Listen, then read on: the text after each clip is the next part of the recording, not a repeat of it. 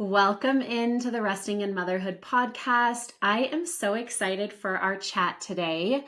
We are going to be chatting with Lynn Greenberg. Let me restart. We are going to be chatting with Lynn Greenberg, who is the author of The Creative Cab Company Presents Robby the... My goodness, I am so sorry. Let me restart all of us. Okay. Welcome into the Resting in Motherhood podcast. I am so excited about our chat today. We are going to be chatting with Lynn Greenberg, who is the author of Robby the Dyslexic Taxi and the Airport Adventure. Lynn, if you would just introduce us to you and just kind of give a quick little bio. Hi, yeah, thank you so much for having me. My youngest son, Jonathan, I have 4 kids, and now I'm a grandma too. My youngest son, Jonathan, and I co-authored a children's book, which you mentioned, Robby, and he is getting his MFA. He is also the illustrator. He is, prejudice aside, I think the illustrations are adorable, and he is um, dyslexic, which we can talk about, and that's what led us to writing this book. We felt that it was really important for people with any neurodiverse, issues to be seen, and it starts young, and we wanted people to know that there's a whole big wide world out there, and so we wrote this book hoping to, get a lot of people interested and involved. Well, I love it. And I will also tell you just a little tidbit. My daughter loves the book. It's like one of our go-to bedtime books. So she Well, knows Robby very well. And I just love the book because like you said, it's done in such a way that it makes it a very open and inviting concept. Like I love how, I don't want to give too much away about the book, but I love how Robby memorizes his routes, right? So that he doesn't mhm. have to read the signs. But if you Yes. could kind of go in, I know you said that Jonathan is dyslexic, which is what started this journey, but kind of how you decided, like, let's do a children's book and where the idea kind of came from and how it blossomed. So, John is dyslexic, and when he was little, he's my youngest of 4. And obviously, I know that everyone learns differently, but I knew he was missing some of the basic cues and landmarks. But I knew he was super smart because he could tell me that Thomas the Tank Engine, all the characters' names, but he couldn't tell me that Thomas started with the letter T. And I knew something was up. He didn't want to sing the ABC song. He just wasn't hitting some of those marks. And when he was in nursery school, I'd have his teacher be like, "Well, he's a boy," or "He's just not that smart." And I'm like, "No, something more is up, and I don't like that response." Totally. So, I started digging, and um, I, started asking questions. And, when he got to elementary school, the same thing kind of happened. And I have a friend who's a pediatrician. I started talking to her about it. And then to my pediatrician, to John's pediatrician. And we found somebody who would test him when he was, about 6.5. And lo and behold, classic dyslexic, super smart, just needed to learn how to read differently. Totally. And, that became our adventure. And then, traveled to when we decided to write the book. John is an art major. He's getting his MFA now. And when he was in college, COVID hit. And as an art major, it's very hard to do art virtually. And so he had a lot of free time on his hands. And I also was reading on Facebook, on FaceTime to my grandchildren. Oh, I And love so, that. yeah, so it's sort of the idea grew like, what if we wrote a book? What would it be about? What do we know? And, obviously dyslexia and that journey. And so Robby grew from that. And there you go. That's how we got the book. And the rest is history, shall we say. And I can't remember if I read this in the book or in your bio, but you guys will be adding to the Creative Cab Company. Yes. Is that right? Yes, so we have had such an amazing response, not just with people, from people with dyslexia, although that's been an amazing community. But, people who have other neurodivergent issues, people we felt like wanted to see themselves in a book, and also to people who don't, but maybe wanted to, broaden their horizons, to teach their children about differences and how that's a great thing, not a bad thing. For teachers who might not know enough about it, for you know pediatricians, for the community. And because we've had such a positive response, we've decided to write about other neurodivergent issues. So under the, Robby works for the Creative Cab Company, and so other vehicles in the Creative Cab Company will now be coming out, and we'll have more books. And the next book, not to give too much away, is about a character who has ADHD. Oh, I love So that. thanks. Amazing. Thanks. Yes, I think one of the things that I really like about the book is, as a mom, just like you brought up, like talking to our children about differences in a way that makes it something beautiful and lets them know, like, everybody is different and we all have our strengths, and all of that can come together to make this beautiful world. Agreed. We called, John always says dyslexia is my superpower. Before he could, read, he he would create worlds and start drawing. And so we realized has quite a talent for it, and that became, his journey was as an artist. And, couldn't be more proud of what he has created. So, Well, and what a fun thing to do with your child. yes, Excuse me. What a fun thing to do with your child. And oh my gosh, hold on. What a fun thing to do with your child. And I think my community is mostly moms with little ones. So, how fun for us to see you like writing a book, co authoring a book with your son. Like, how many fun things we all as moms have to look forward to with our children, and the sky's the limit. absolutely. Thank you. Yeah, it's been really great.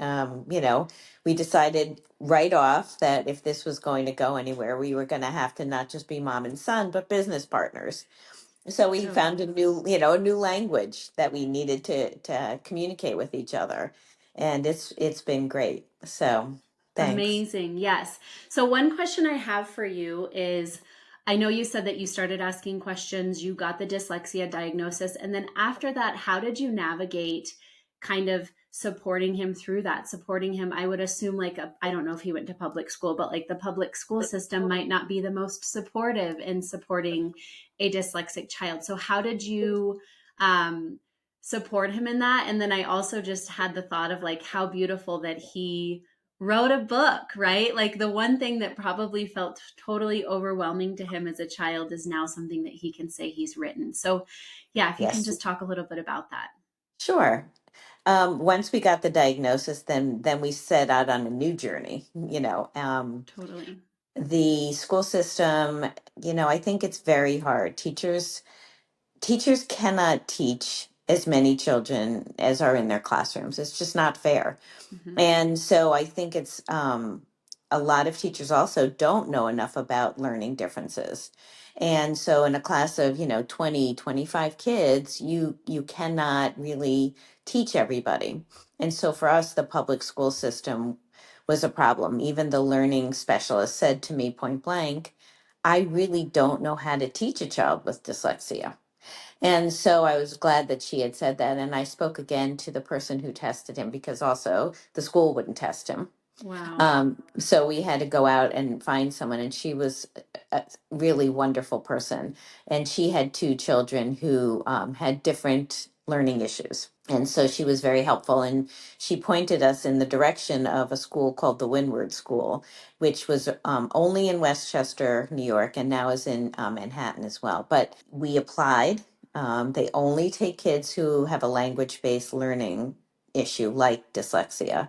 And Wow. he got in, which was amazing. But, it's about a 45-minute drive without traffic from my house, and he had to be driven, and it's private school. So, as I said, we have four kids, now more, but with in-law children and grandchildren. But we as a family decided to do this, to make the commitment because I wouldn't be home a lot of the afternoons with my other kids. And, we had to eat a lot of peanut butter and jelly because it's private school. Totally. So, yeah, we made a family decision, and everyone was really wonderful and supportive of John and the commitment to doing that. And so John went to this private school, and it changed his world. So, Wow. Wow. And then I also read that you're a lawyer. So were you actively practicing law during all of this back and forth as well? I retired, and I thought at some point I would go back. Okay. Um, before when John was born, with three older children, and then John, there's a pretty big age gap between them, and so I thought I would take some time off. And then when I realized this was going to be a commitment, they take kids and teach them at the school for as long as they need to be there.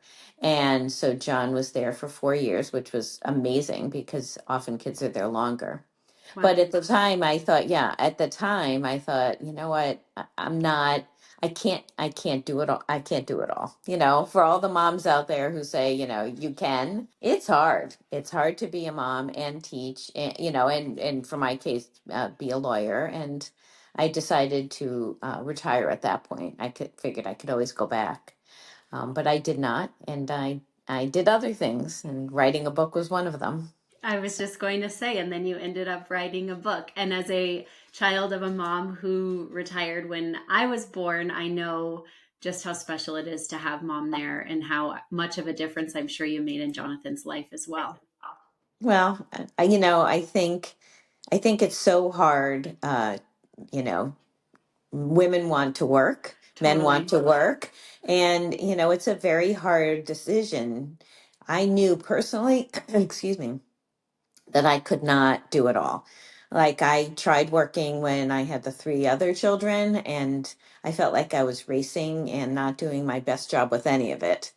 And so I knew I needed to take some time off. And then when John was born, I definitely knew I had to take time off. So I was very lucky, that my husband and I came to that agreement, and it worked out really best for our family.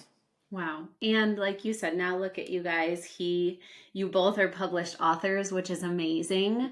Thank you. Which also leads me into how did you guys come up with Robby the Taxi and the creative cab company? Like, where did this idea? I know you just kind of like hit a light bulb for me that you're in New York, which I would assume they are set in Manhattan. I can't remember. Does it say Manhattan in it? No, it doesn't. I'm actually in Connecticut, but very Oh, you're close in to New York. Connecticut. Yeah, yeah. Okay. That's why the school was a bit of a drive. But um, we thought about what do we know, and little kids, what do they like? Well, often it's a car, and we thought of Thomas the Tank Engine with trains, and there were different cartoons with cars, and we thought, well, if we did a car, how would that car get around if it couldn't read the street signs? And so that became our conversation. And John had some issues with his left and his right and directions. So early on, this will be backwards, but I taught him that if you held up your left hand and opened it, you would see an L. And so when he realized that, he started realizing that this was left and the other was right. And so we thought about, well, a car can't do that. So how would this car navigate the world? And Totally. that's how Robbie was born. So I actually, that's a question for you. I did not realize that with dyslexia, does it also impact like knowing right and left and knowing directions? For a lot of people with dyslexia, it does. Wow. A lot of people are, sometimes people think with dyslexia, oh, that means they're flipping their letters back and forth. And for some people, that is true. But dyslexia is how your brain hears and translates it. So, for John and for a lot of other people, left and right is difficult. There are many comorbidities, meaning you might have dyslexia and also have ADHD, or dysgraphia, you might have trouble writing, or dyscalculia, you might have trouble with math, or, you know, some are on the autistic spectrum, not as many, but different neurodiverse issues have, issues that morph into, have many different faces. And so for John, he absolutely could not tell his left from his right for a while. And now, once in a while, it gets lost, but with navigation and all, he does pretty well. Wow. And yeah, so. I was just thinking, like, what a beautiful time to live in because I think we're all becoming much more aware of just neurodivergence in general, right? Like, if you go on Instagram, there's so many things about ADHD, right? And like, how Mhm. nice now as parents to have these resources and more knowledge. But if you could kind of give moms some early, I know you kind of mentioned at the beginning of the episode, but like some early things to maybe be on the lookout for that might say, hey, you know what, like I need to get curious here and dive a little bit deeper, like if they're worried um about dyslexia. So for John, he could remember things that he had seen. He could remember characters, but he absolutely could not recite the ABCs. Um, when children were starting to learn how to read, he would memorize the story, but he couldn't read it. So at first, people were like, "What are you talking about? He can read fine." I'm like, "No, he's memorized the story. He's Most dyslexics are highly intelligent, Yeah, and they find ways around it. And for many, like John, he memorized the story. So at first, nobody could believe that he couldn't read it, but he couldn't. And I think it's very important as a parent to really watch your child, and no matter what the experts are telling you, if something does not feel right, you absolutely can't let that go. You have to keep advocating for your child, even if it's an uphill battle. In this case, everyone tried to tell me he just wasn't smart, that he was a slow child because he was a boy.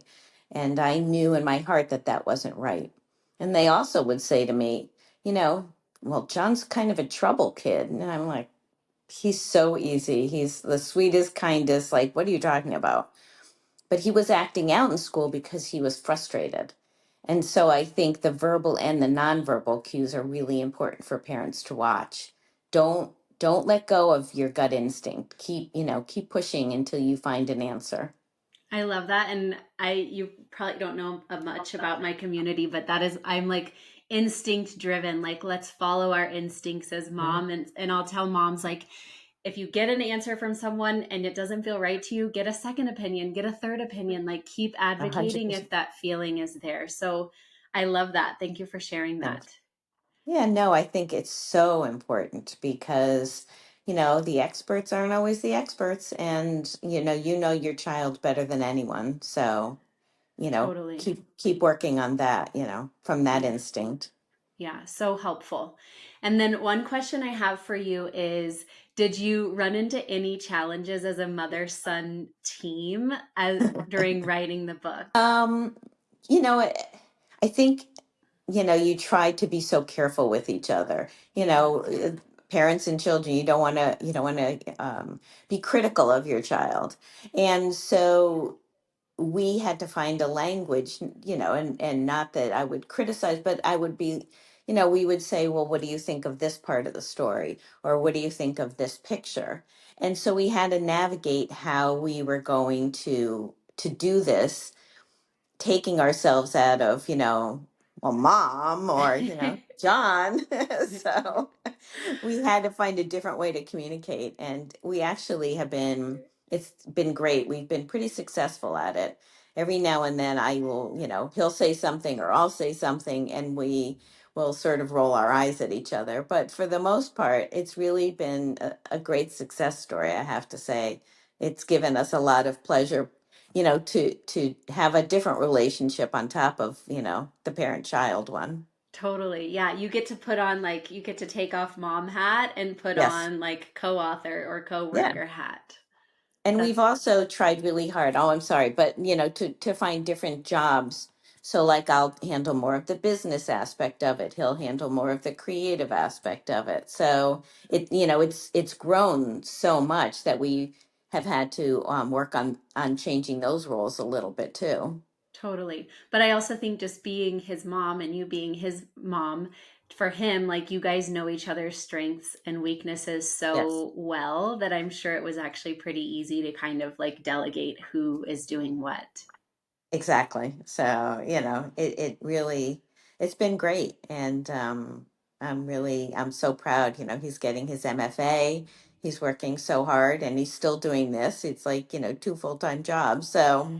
I try to take some of that part away, the business part of it, so that he can really focus on also doing what he loves and to be creative. So.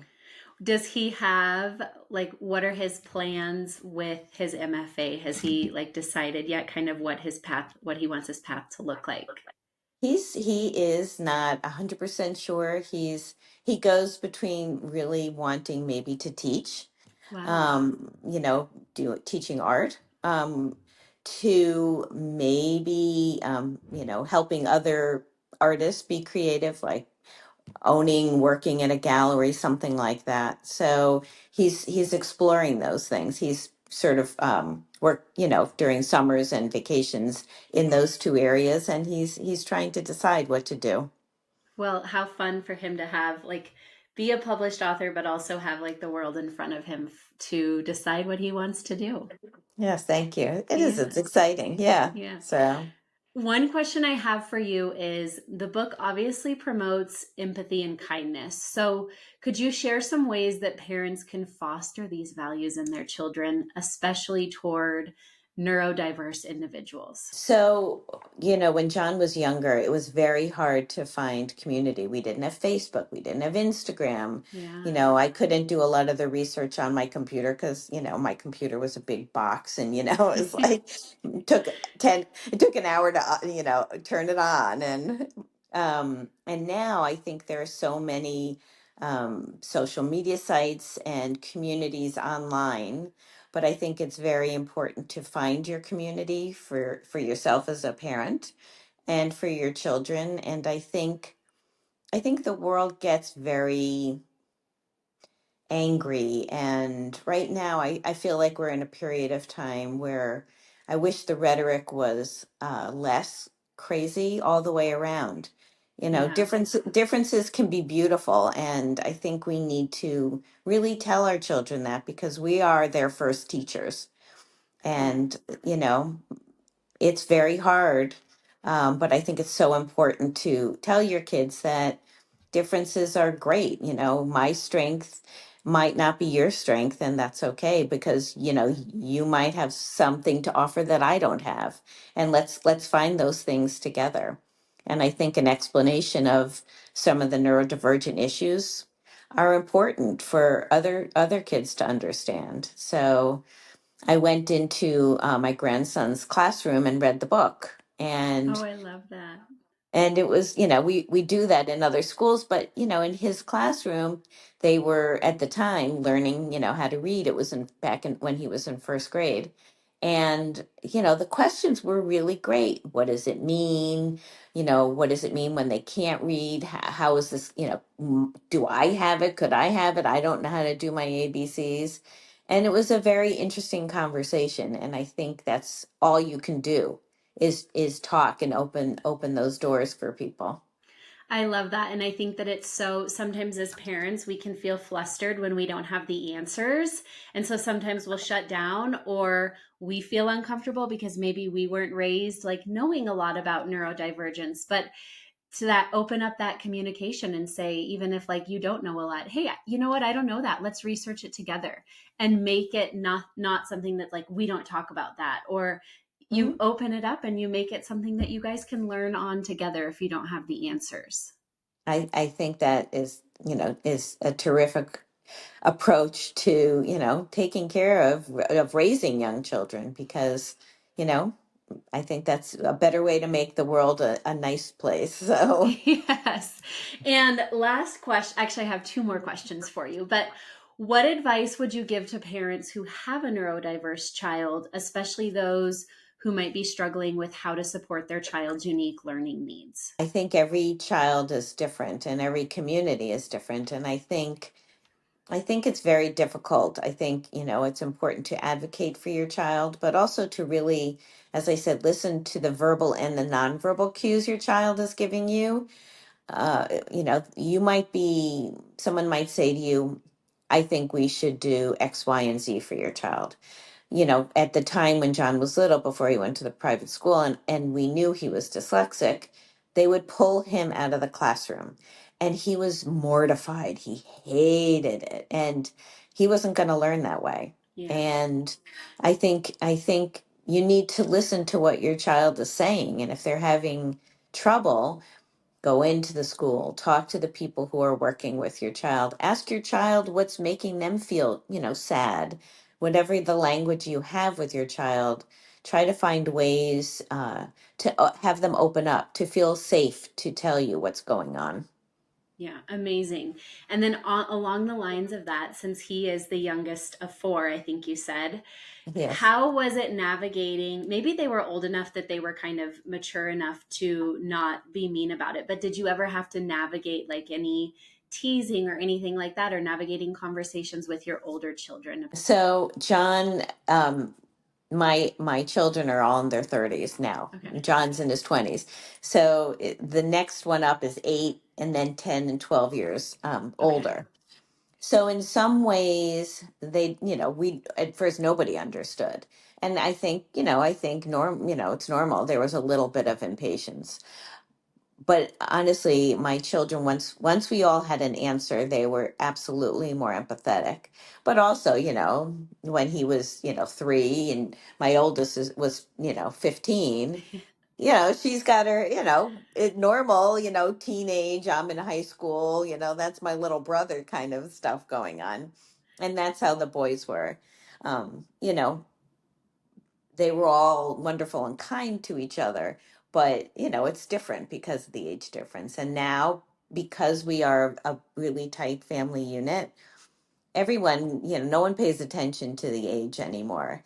And, my grandchildren, oh, it's Uncle Johnny, it's great. And he'll play with them. And my grandson loves to do art and they do Legos together when he's home. And it's just, it's a wonderful thing to see because we really made the effort to try to be a cohesive unit. Yeah, So. amazing. Well, thank you so much for being here today. Do you have any last bits of wisdom or any last words that you would like to share with us? I would just say go with your gut. And, if you have anything you want to share, we are on social media platforms as the Creative Cab Company. You can DM me. I would love to hear from you. You can go to our website, the Creative Cab Company, and, reach out. There's a way to find me. I would love to have that conversation with anyone who feels the need to ask questions and can't find answers.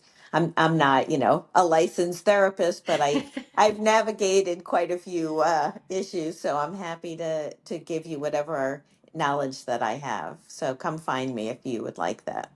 Perfect. Well, thank you. Yes. And we will link your Instagram and your website below in the show notes. Great. And we will look forward to the next book that the Creative Cab Company will be releasing. Thank you. And actually, we're about to come out with the Spanish version of Robbie because we wanted other communities to feel seen and heard as well. So Wow. yeah. So that's Okay. coming out in the next, week or so. Okay. Well, we will keep an eye out. My daughter's bilingual, so we will have to get the Spanish version too. So thank you for Terrific. sharing that. Wonderful. Well, we're excited to bring that to bring Robbie, you know, to more people. So thank you. And thank you Perfect. for having me. John Of John course. wanted me to say hi. Please tell him we said hello, and thank you so much for putting such an amazing book into the world, and thank you for being here today. Thank you for having me. This has been wonderful. Thank you. Have a good day. You too.